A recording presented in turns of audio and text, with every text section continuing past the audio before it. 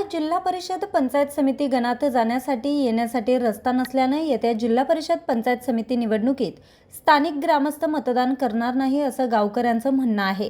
गेल्या 15 वर्षांपासून माळ जिल्हा गटातील माळ, जांभूळवाडी, वडाचीवाडी, सुकळवाडी, भांगवाडी येथील आदिवासी नागरिकांना जाण्यासाठी रस्ता नसल्यानं नागरिक मेटाकुटीला आले असून येथील आदिवासी शाळेतील विद्यार्थी नागरिकांना दगडगोट्यांवरून जावं लागतंय।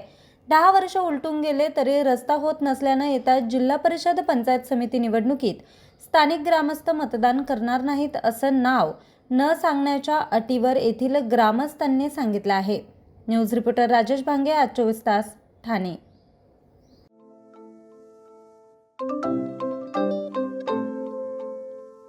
नवनवीन आणि ताज्या घडामोडींसाठी आज 24 तास सबस्क्राईब करा।